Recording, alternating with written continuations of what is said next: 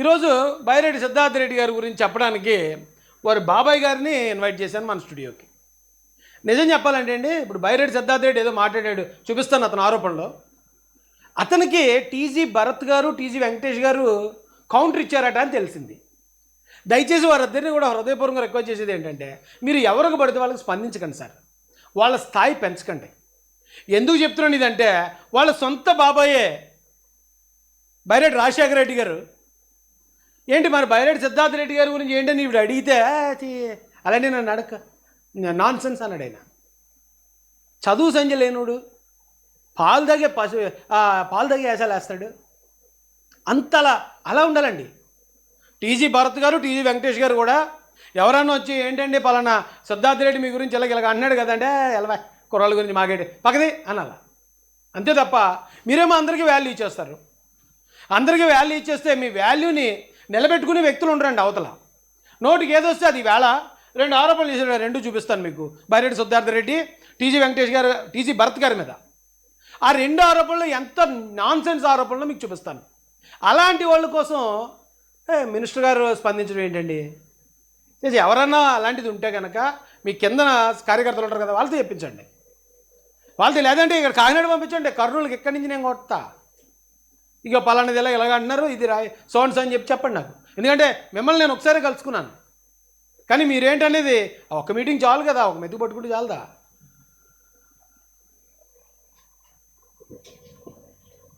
ఆ విషయంలోనే మీకు బైరెడ్డి సిద్ధార్థ రెడ్డికి క్లాష్ వచ్చింది. ఇవన్నీ క్లాష్ అయింది, వాంతో అయింది క్లాష్. పదే పదే అడగొద్దు. Non sense. వాడితే నా క్లాష్ ఏంటి? పదే పదే అడుగుతున్నాడు నువ్వు. అసలు ఇన్సల్ట్ ఫీల్ అయిపోయాడు ఆయన. ఆడితో నాకు క్లాష్ ఏంటి? ఆ పిల్లోడు అలా అంటే అదే డీల్ చేయండి మీరు కూడా. మీరు వద్దండి, అందరికీ రెస్పాండ్ అవ్వద్దు. 100 మంది 100 రకాలు చేస్తారు. ఇది అక్కడి నుంచి అమెరికా నుంచి పంచిగాడు వచ్చాడు, ఎక్కడి నుంచి బాలనేరసుడు ఈయన వచ్చాడు, వీళ్ళిద్దరూ ఒకేసారి దిగారు, వీళ్ళకి సాక్షి కవరేజ్ ఇస్తుందంటే ఇది వీళ్ళ మాటలు కాదండి, పార్టీ నుంచి ఏదో ఆదేశాలు వచ్చాయి. టీజీ ఫ్యామిలీని టార్గెట్ చేయండి, టీజీ ఫ్యామిలీని కించపరచండి, టీజీ ఫ్యామిలీని ఏదో నోటుకు వచ్చినట్టు వాగండి అని చెప్పి పార్టీ నుంచి వచ్చింది వాళ్ళకి. సో దీనికి వెంకటేష్ గారు కానీ అలాగే భరత్ గారు కానీ స్పందించొద్దండి. స్మాల్ థింగ్ క్లాష్ ఏంది, పిల్లలతో క్లాష్ ఏంది, మన ఏజ్ ఏంటి? ఈజ్ ఏ స్మాల్ కిడ్, వాడితో నా క్లాష్ ఏంటి, వాడి ఏజ్ నా ఏజ్ ఏంటి? స్మాల్ థింగ్ అంటాడు ఆయన. ఏజ్ ఏంటి? ఎవడు వాడు? చదువు రానటువంటి, చదువు రాలించుకొని రాజకీయాల్లో ఏదో సాధించాలని వస్తే, ఇప్పుడు ఒకటి ఉంది లక్ష్మి, నేను ఒకటి బాధపడేది ఏమంటే, చదువు అన్నటువంటిది ఒక క్వాలిఫికేషన్. అది సొసైటీలో ఈరోజు ఫస్ట్ ఏం చదివావు నువ్వు అంటే, లేదు నేను 10th ఫెయిల్ అయినా అని అనడము ఏ రకంగా ఉంది? బైరెడ్డి సిద్ధార్థ రెడ్డి అనే అతను చదువు చాలించుకుని వచ్చాడటండి. ఆయన ఏం చదివాడంటే 10th ఫెయిల్ అయినంటే అలా అంటే 10th ఫెయిల్ అయినట్టున్నాడు. ఆయన చదువుకోకుండా ఇలాగొస్తే నా కొడుకు అయితే నేను ఊరుకోనని చెప్తున్నాడు ఆయన. అరే అలాంటి ఒక కుర్రోడికి 33 సంవత్సరాల ఒక కుర్రోడికి మినిస్టర్ గారు స్పందించడం ఏంటండి? ఆయన టీజీ వెంకటేష్ గారు, ఆయన పొలిటికల్ లెజెండ్, ఆయన స్పందించడం ఏంటండి? స్పందించవచ్చు సార్. స్పందిస్తే ఇదే అలవాటు అవుద్ది. రేపు మరోడు తెస్తారు, బుర్ర తెచ్చి వేయటమే కదా వాళ్ళ పని. మీరు సమాధానాలు చెప్తూ కూర్చోవలసి వస్తుందండి. ఇంకా మీరు స్పందించకుండా ఏదో బాలయ్యబాబు డైలాగ్ ఉంటుంది, కుక్క మొరిగిందనుకో అనుకోవటమే. అలా అనుకుని వెళ్ళిపోవాలి, అంతే అండి. ఉంటుంది సొసైటీలో. ఆ పిల్లోడు చదివే లేదు, ఆ పిల్లోడు అసలు కాలేజ్, ఆ పిల్లోడికి చదివే లేదు అట. చేరిస్తే మధ్యన సాధించుకొని వచ్చాడు. నాకే సొంత కొడుకు అయితే నేను ఒప్పుకునేవాడిని కాదు, రాజకీయాలు దించేవాడినే కాదు నేను. పిల్ల మాటలు, పిల్ల చేస్తాను, నిన్న మొన్న బుట్టి పాలు జీకుతూ మాట్లాడే మాటలు తప్ప ఇంకోటి కాదు. అది మీకు అర్థమైందండి? టీజీ భరత్ గారు పిల్ల చేష్టలు, పిల్ల వేషాలు, నిన్న మొన్న ఏదో పాలు చీకుతూ మాట్లాడే మాటలు, అలాంటి మాటలు పట్టించుకుంటారు ఏంటండి అని ఎవరండి? బైరెడ్డి రాజశేఖర రెడ్డి గారు చెప్తున్నారు. ఆవిన కొంచెం ఆలోచించండి.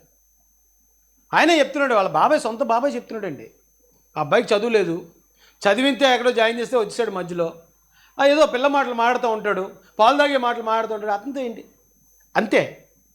బైరెడ్డి సిద్ధార్థ రెడ్డి గారికి ఇవ్వాల్సిన ట్రీట్మెంట్ అంతే. కాదంటేనే ఒకవేళ మీ దగ్గర క్యాడర్ ఉంటారు కదండి, మీ దగ్గర కూడా ఖచ్చితంగా టీడీపీ యూత్ ఉంటారు కదా, ఐటీడీపీ యూత్ ఉంటారు, వాళ్ళతో ఇప్పించండి కౌంటర్లో. అంతే, వాళ్ళ స్థాయి అంతే. బైరెడ్డి సిద్ధార్థ రెడ్డి గారిది కావచ్చు, లేదా పంచి ప్రభాకర్ అనేవాడిది కావచ్చు, అంతే స్థాయి. ఏమంటే ఇప్పుడు ఇదే బైరెడ్డి సిద్ధార్థ రెడ్డి నేను బాలనేరసరావు ఎందుకు పెట్టానంటే చెప్తున్నాను, ఒకసారి ఇది వినండి. ఆయన పేరు ఈశ్వర ఏదో సంథింగ్ అండి. ఉన్నారు. అయితే బైరెడ్డి తండ్రి శేషశయనారెడ్డి, బైరెడ్డి సోదరుడు కుమారుడు సిద్ధార్థ రెడ్డి వీళ్ళిద్దరు కూడా గతంలోనే కోర్టులో లొంగిపోయి రిమాండ్ బెయిల్ మీద కూడా బయటికి రావడం జరిగింది. ఇప్పుడు బైరెడ్డి 6 నెలలుగా అజ్ఞాతంలో ఉన్నాడు. ఈ రోజు ఈశ్వరన్న ఏదో సంథింగ్ ఒక ఆయన మర్డర్ కేసు అటండి. ఆ మర్డర్ కేసులో బైరెడ్డి సిద్ధార్థ రెడ్డి లొంగిపోయాడని ఇప్పుడే ఎప్పుడు చూడండి. సిద్ధార్థ రెడ్డి మర్డర్ కేసులో ఉన్నాడు. ఎప్పుడుదండి ఇది? 11 సంవత్సరాల క్రితం. 11 సంవత్సరాల క్రితం మర్డర్ కేసులో అరెస్ట్ అయిన వ్యక్తి బైరెడ్డి సిద్ధార్థ రెడ్డి. ఇప్పుడు ఆ బైరెడ్డి సిద్ధార్థ రెడ్డి అనే అబ్బాయికి 33 సంవత్సరాలు. 33 నుంచి 11 తిత్తే అంతండి 22 సంవత్సరాలు అనుకుంటా. 22 సంవత్సరాలకు మర్డర్ కేసులో జైలుకి వెళ్ళి వచ్చాడు. మరి బాలనేరస్తుడు కాకపోతే ఎవరండి? బాలనేరస్తుడు కాకపోతే ఎవరు? అలాంటి కుర్రోడు మాట్లాడే మాటలకు కూడా మనం విలువ ఇవ్వడం అనేది అది కరెక్ట్ కాదు ఒక పక్కన. రెండోది, ఇలాంటి గొప్ప వ్యక్తుల మీద టీజీ వెంకటేష్ గారు, టీజీ భరత్ గారు లాంటి అలాంటి ఉన్నతమైన వ్యక్తుల మీదకి ఇలాంటి బాలనేరస్తుల్ని వదలడం అనేది ఎంతవరకు న్యాయం అని నేను జగన్ గారిని ప్రశ్నిస్తున్నాను. ఎందుకంటే రేపొద్దున ఒకవేళ అతను ఏదైనా నోటికి ఏదొస్తే అది మాట్లాడుతున్నాడు. చూశాను, చివరో వీడియో ఉంది, కామెడీ వీడియో, అది కూడా చూపిస్తాను. నోటికి ఏదొస్తే అది మాట్లాడేస్తున్నాడు. గబుక్కుని అది ఏమో కేసు అవ్వచ్చు. కేసు అయ్యి అతను అరెస్ట్ చేస్తే చిన్నపిల్లల్ని అరెస్ట్ చేశారు, చిన్నపిల్లల మీద కేసు పెట్టారు. అరే చిన్నపిల్లలు మళ్ళీ ఇది ఒకటి, ఇది తప్పు కదండి. मंडे आइएगा सब पेपर्स के साथ.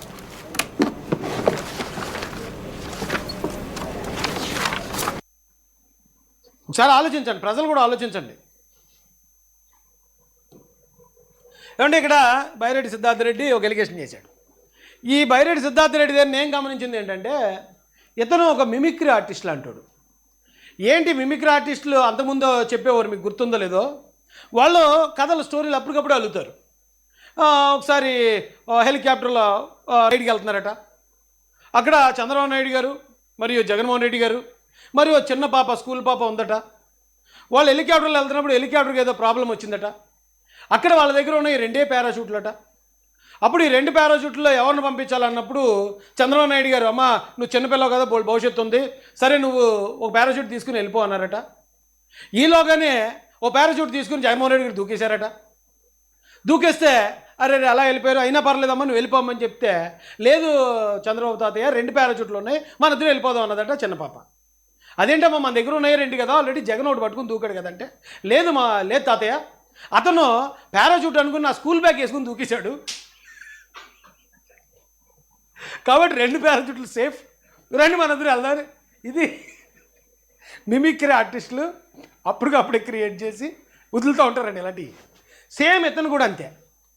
అక్కడేం ఉండదో ఏదో క్రియేట్ చేస్తాడు. అప్పుడు చంద్రబాబు నాయుడు వచ్చి అలాగనేటట, ఇప్పుడు లోకేష్ వెళ్ళి అలాగనేటట, ఈయన అలాగెళ్ళి ఎలాగ అంటుంటారు. అది ఎలాగ కామెడీ కదా. మిమిక్రీ ఆర్టిస్ట్ చేస్తే నవ్వుతారు కదా, పక్కన ఉన్న వాళ్ళు కూడా అంతే నవ్వుతారు. ఏమాత్రం సీరియస్నెస్ ఉండదు. ఇతను మాట్లాడే ఏ మాటకి ఆధారం ఉండదు. ఇతను చేసే ఏ విమర్శకి శాంటిటీ ఉండదు. అలాంటి నిజంగానే రాజశేఖర రెడ్డి గారు చెప్పినట్టు, బైరెడ్డి రాజశేఖర రెడ్డి గారు ఓ పిల్లోడే. ఈ పిల్లోడు సడన్గా మేము మైక్ ఇచ్చి రోడ్డు మీద కుదిలిన వెంటనే ఏదో ఒకటి చేయండి ఆరోపణ అనగానే టకటక చేసుకెళ్ళిపోయాడు. ఏం చేశాడండి?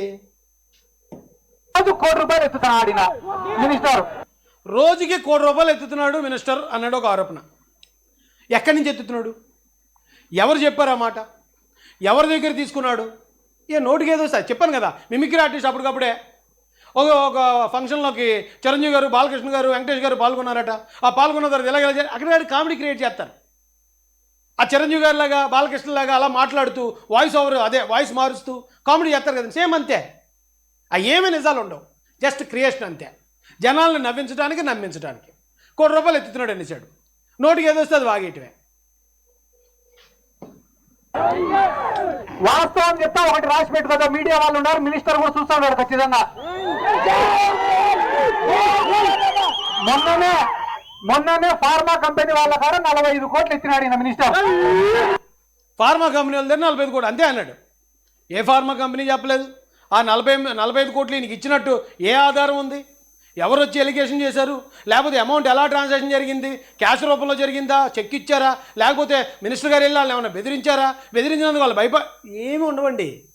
జస్ట్ చెప్పాను కదా, అప్పుడు చిరంజీవి గారు బాలకృష్ణ గారు వెళ్ళారట, వాళ్ళిద్దరూ ఏనికి ఎక్కారట అన్నట్టే ఉంటుంది. వేసాడు అంతే ఒక ఆరోపణ వేసేసి నారా లోకేష్ కూడా తెలియకుండా 45 కోట్లు ఎత్తినాడు. ఎత్తితే నారా లోకేష్ పిలిపించినాడు భరత్ని, పిలిపించి నాకు తెలియకుండా నువ్వు ఎత్తినావు. నారా లోకేష్ అది కామెడీ యాత్ర నవ్వుతున్నాడు పక్కన. మనోడు మిమిక్రీ ఆర్టిస్ట్ కదండి. నారా లోకేష్ గారు అట టీజీ భరత్ గారికి ఫోన్ చేశారట. ఎవిడెన్స్ ఏంటి, సోర్స్ ఏంటి, ఏముండదు. టీజీ భరత్ గారు అట నారా లోకేష్ గారి దగ్గరికి వెళ్ళారట. అప్పుడు నారా లోకేష్ గారు అన్న నాకు తెలియకుండా 45 కోట్లు ఎందుకు ఎత్తావు, ఎలా ఎత్తావు అన్నారట. దానికి ఏంటి ఆధారం? ఏ ఆధారాలు సాక్ష్యాలు ఉండవండి, ఏం నిజాలు కాదు. ఓన్లీ అక్కడ ఉన్న జనాన్ని నవ్వించడానికి ఒక కామెడీ స్కిట్, ఒక జబర్దస్త్ స్కిట్ చేస్తాడు మనోడు. ఆ జబర్దస్త్ స్కిట్లో భాగంగా కొన్ని జోకులు వేస్తాడు. 45 కోట్లు ఎత్తేటప్పుడు నాకు చెప్పాలన్నా లేదు అన్నాడు. అదింటే దానికి భరత్ ఏం చెప్పినాడు తెలుసా, డాడీకి చెప్పినా నేను అన్నాడు. దానికి లోకేష్ ఏమన్నాడు తెలుసా, చెప్పాల్సింది మీ డాడీకి కాదురా నా డాడీకి. జోక్ నవ్వండి, మనం కూడా నవ్వుతాం. నేను కాసేపు నాకు ఎరగదలెట్టుకుని నవ్వుతాను, నాకు నవ్వు రాలేదు. ఆ జోక్ అంతే, ఒక కల్పితమైన జోక్. ఓ మిమిక్రీ ఆర్టిస్ట్ కల్పించి జనాన్ని నవ్వించడానికి, ఎంటర్టైన్ చేయడానికి ఏ ప్రయత్నాలు అయితే చేస్తాడో ఈ బైరెడ్డి సిద్ధార్థ రెడ్డి కూడా అదే ప్రయత్నం చేస్తాడు.